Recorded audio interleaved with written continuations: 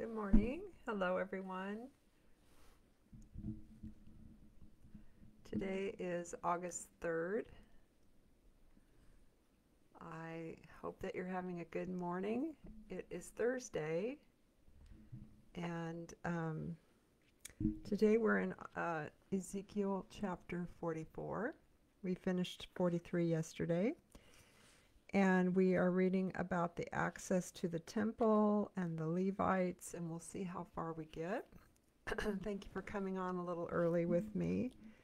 Um, all right, so I'm going to start reading and then we'll have a little bit of a discussion. All right. Then the shining man brought me back to the outer gate of the sanctuary, which faces east, but it was shut. Yahweh said to me, "This gate must be kept shut. No one may open it or enter through it, since Yahweh, the God of Israel, has passed through it. Therefore it must remain shut. The prince and only the prince may sit inside the gateway to eat his sacred meal. In the presence of Yahweh, he must enter and leave through the porch of the gate of the outer courtyard." All right, so just in this first paragraph here, that gate that is the outer gate of the sanctuary facing east. You know what the name of that gate is? It's called the Golden Gate. And so, of course, that made me think of San Francisco and the Golden Gate. And I went into reading last night all sorts of information on the Golden Gate and how it was named by William Fremont before it was before it was built.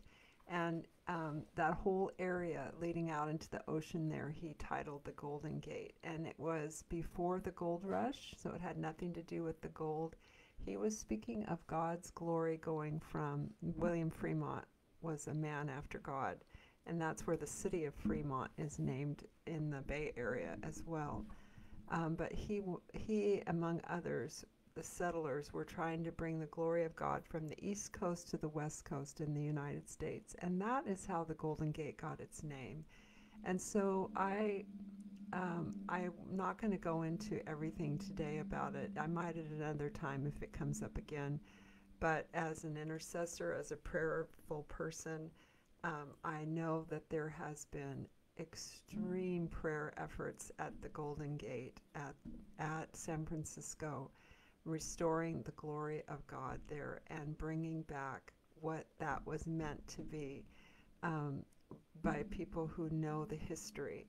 And so it looks different maybe right now, although I will share one little story. It's not a little thing, but there was a prayer effort done there on the Golden Gate recently in the last year, and that is the highest. What I mean by it not being the place of glory that God intends it to be and what it was named for, one of the signs of that is that that's the place of the highest suicide rate in the United States. And so there was a prayer effort there, with a bunch of people bringing it back into alignment with God's purposes. And right after they finished that, within the next week, the city declared that they would put these protective nets underneath the gate, which are there now, for jumpers, and they actually go off. I think it's like an alarm goes off if they feel weight go into the nets, and then those people can be rescued. So that was really smart, proactive, beautiful saving of lives. And so God is on the move, and I believe it was an answer to prayer there. Um, anyway, this Golden Gate, I want to go into this further. This eastern gate that has been shut, um, it says that um, the prince and only the prince may sit there inside of this gateway to eat his sacred meal. And who is this prince? Some think it is David himself. Some think it is the Messiah, although the Jewish scholars don't think of Jesus as their Messiah, but they think of it as their Messiah sitting there.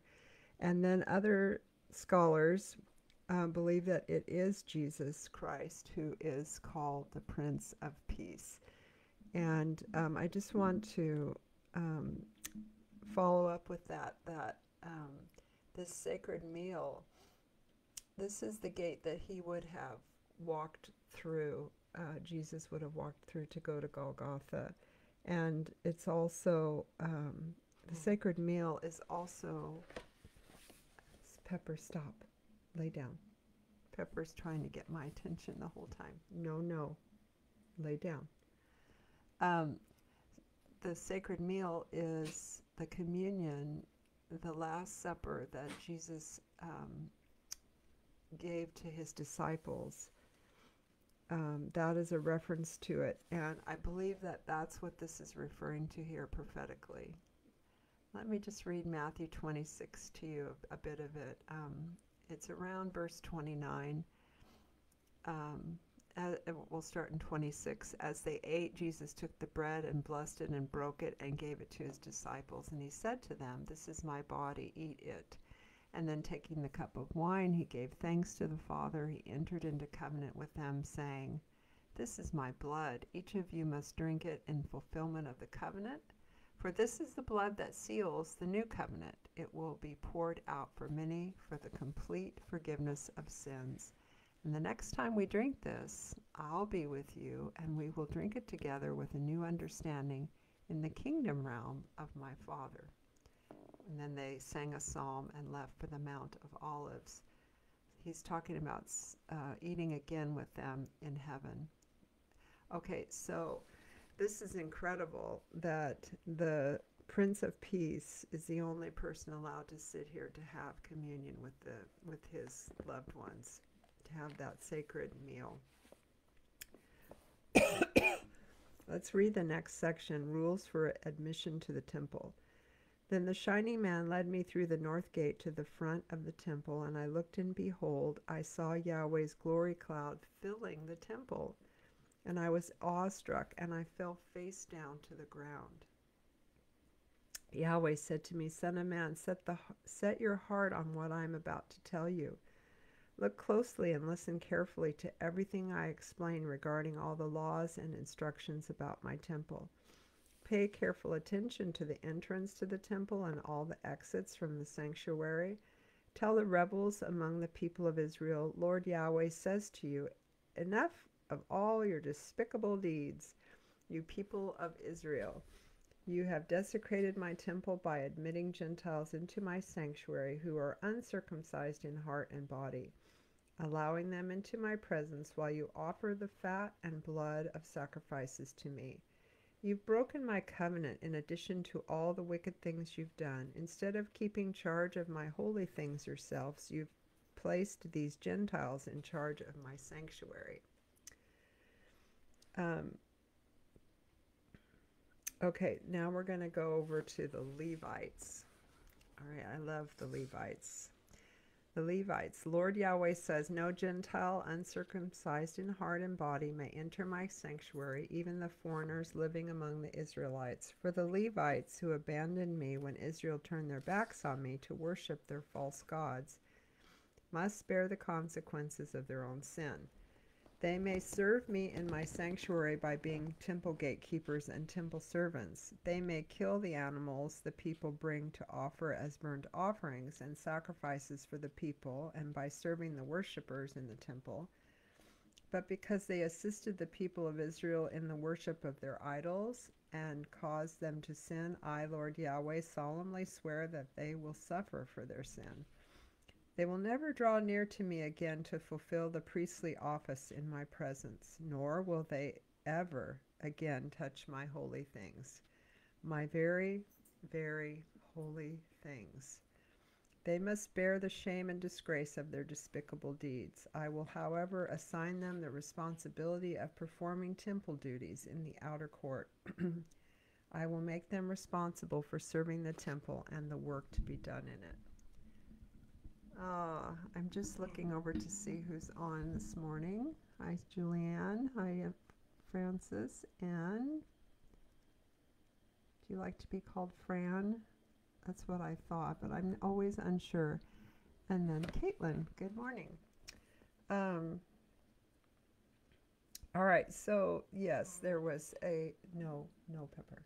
There was the Levites who desecrated the temple, the things that they were used in the temple that were holy, and that this was despicable to the Lord, and so they kind of lost their ranking, and they only got to perform temple duties in the outer court after that. So that was really sad, and they were kind of demoted. So yeah, we don't call unholy what God calls holy. Especially when we've been given a place like that, the Levitical place to minister to the Lord in the Holy of Holies. Really need to, each of us knows the place that God has given us and the places that He calls us up to higher, and we really have to leave what man would call ordinary things, or some people might think it's okay to do or to say. For instance, so, there are people who follow the Lord who still curse, and some of us, or some of you, may have already had the conviction of the Lord that that's just not okay. And I remember one of our pastors just recently talking about that, where he's a prophetic voice into the world, actually, and just in the last year, the Lord told him, you may not curse anymore. And so He brought him to an upgrade. I think he was not saying really horrible words, but even words that people might think are okay. He said no longer did the Lord allow that for him. And so I get it. I understand. I don't know if that's ever happened to you, but it's happened to me a lot. And there's just times when the Lord says, we're trimming off this part over here and we're trimming off this part over there. And it's because what I'm doing is calling you up higher to a place where I don't allow these things. And so it's not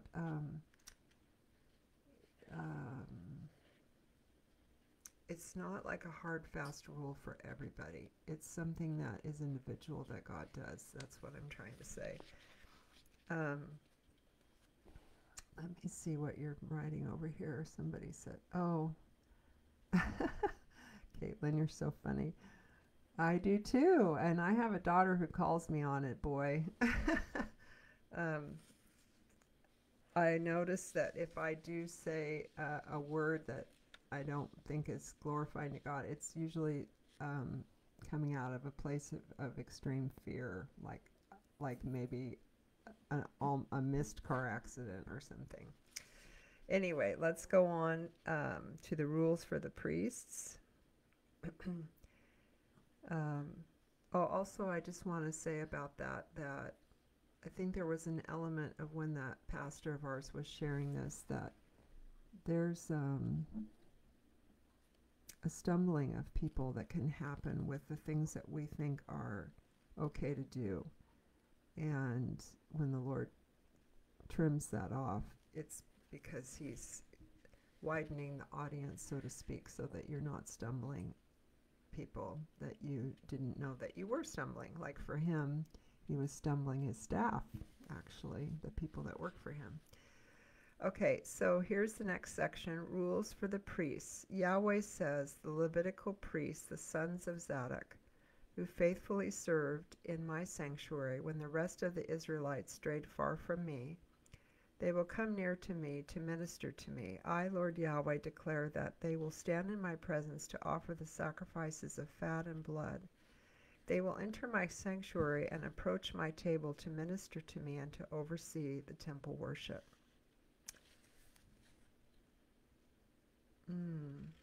Okay, so turning the page here, now we're on page 200 of this book. Wow. When the Zadokite priests enter the gates of the inner court, they must be wearing linen garments. Yeah, I was just seeing about the driving, Caitlin. I agree. Okay, this is an important section, or just kind of a section I wanted to talk about a little bit here at the top of page 200, starting in verse 17. When the Zadokite priests enter the gates of the inner court, they must be wearing linen garments. They are not allowed to wear any wool clothing when they are on duty inside the inner court or in the temple. Their turbans and undergarments must all likewise be of linen. They are not to wear anything that makes them perspire. When they finish their sacred duties before they go out to mingle with the with the people in the outer court, they must remove their priestly garments they ministered in and leave them in the holy chamber rooms. Then they must put on regular clothes so that they will not transmit holiness to the people through their sacred garments. Okay, so I just wanted to talk about the linen and the wool, and that's part of what he notes down in the bottom of the page. He says the prohibition of the priests wearing wool seems to suggest that God doesn't want us to sweat in his presence. Linen vestments would be more comfortable and cooler to wear. Wool is a part of the beast animal realm, and wool is a symbol of the flesh and fleshly efforts to please God. Gideon offered his wool fleece to God on a threshing floor. That's in Judges 6:36 through 40. You know, we went through the book of Judges. If you ever want to do that study, it's on YouTube if you research my name. Linen is a symbol of righteousness. Okay, so he's asking them to wear linen and to not wear wool. And the wool is kind of a remembrance of where it comes from an animal. Linen comes from flax, I believe, flaxseed. And it's making them perspire to wear the wool. And so that is kind of a symbol of being working in the flesh, or fleshly works, or working your way to be okay in God's presence. And so that's the symbolism of it. And so we want to put off anything of our flesh, or working our way into right standing with God, because it's not going to work that way. He doesn't operate that way. So that's why they wore the linen in his presence. And it literally means in verse 18 not to belt themselves with sweat. So he didn't want them, working hard and sweating and, trying to impress him, I guess, is the way to put it. And then he talks about how they had to shave their heads, or how they were not supposed to shave their heads, nor were they supposed to have their hair long. It says in verse 20, the priests must not shave their heads nor let their hair grow long, but it had to be properly trimmed. I did not know this, but at that time, if you had long hair, it was a sign of being in mourning. Unkempt hair was improper for a priest to have. So it's just interesting to me that that would be a sign to people that something was going on in your life, or something was wrong, or you just suffered a loss. And then it says priests must not drink wine before they enter the inner court. And want to be just completely present and not under the influence of anything. And then they may not marry a widow or a divorced woman, but only an Israelite virgin. They may, however, marry a widow if she's the widow of a priest. So that was the only exception there.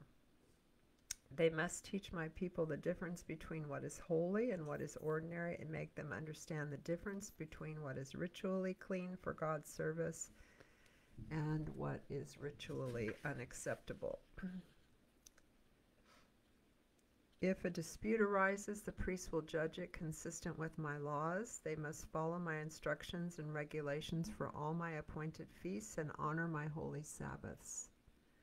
A priest must not defile himself by going near a dead person. However, if the dead person was his father or mother, son or daughter, brother or unmarried sister, then he may defile himself. After his purification, he must wait 7 days, and the first day he goes back into the inner court to minister in the holy place. He must offer his sin offering, and I, Lord Yahweh, have spoken. Yeah, they couldn't go into graveyards or anything like that. No funerals. Okay, and then the last section is God, the inheritance of the priests. Yahweh says of the priests, I will be their sole inheritance. I love this verse. This is so cool. You are not to give them any possession in Israel, for I alone am their sole possession. I love that because, I mean, in a way, it's, how do I describe this? It's as if you would imagine, how do I tell you this? Someone who's, let's just imagine someone who is a missionary in the poverty of India. And they've been called there by God, and they live month to month by faith. So they're not storing up for themselves a retirement account, let's say, and they're living each day, giving themselves for people who can never give back to them. And so who or what is their inheritance in that situation? Jesus is their sole inheritance. And to me, that's beautiful. It's very contrary to how we're taught to live in this world. It seems like foolishness to most people, but for that person who's called by God and will basically give himself for that people, he has the inheritance of the Lord, and we have no idea what is stored up for them in heaven after they would retire here, so to speak. You know, so that's why I think that's a beautiful scripture, and I love that the Lord wants to be our inheritance. He wants to be what we give ourselves for. And the last paragraph is, their food will be the grain offering, the sin offerings, and the guilt offerings, and everything dedicated by vow to God in Israel will be theirs. All the best fruits of every kind and all the offerings that the people give to God must go to the priests. And you must also give the first portion of the grain you grind into flour to the priest, so that a blessing may rest on your house. This is like the teaching on tithing to the Lord.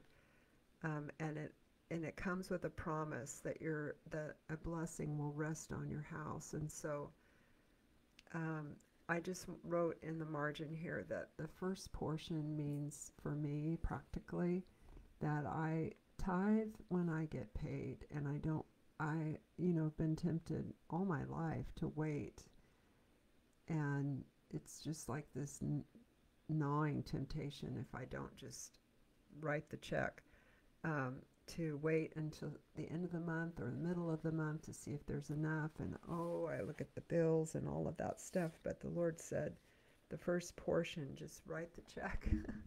Just send the payment, or however you do it, and tithe to your local body that you're a part of, and then let him take care of the rest. And that's what he's telling the priests here. He wants the best. He wants the top. He wants the first.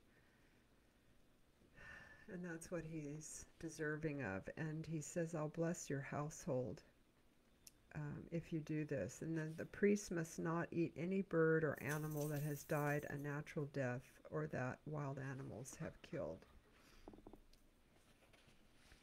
All right. So there's just a little portion about what they can eat and what they can't. And that's the end of chapter 44, and then we're going into chapter 45 tomorrow, which is about sacred arrangements and worship offerings and so forth. So bless your day. I'm going to the dentist now, which, oh well. Here we go. And I hope that you all have a great day with the Lord. My daughter is trying, she graduated high school and she is no longer eligible to be in the high school group at church. So she's going tonight for her first time to the young adults, and she will be the youngest. So she's stepping out here. I'm so proud of her to continue to want to have fellowship and try new things, and just pray that for all of you as well, that you will go someplace where you can get fed and that you can know people and be a part of their life. And yeah, God bless you. I'll see you tomorrow morning. Bye.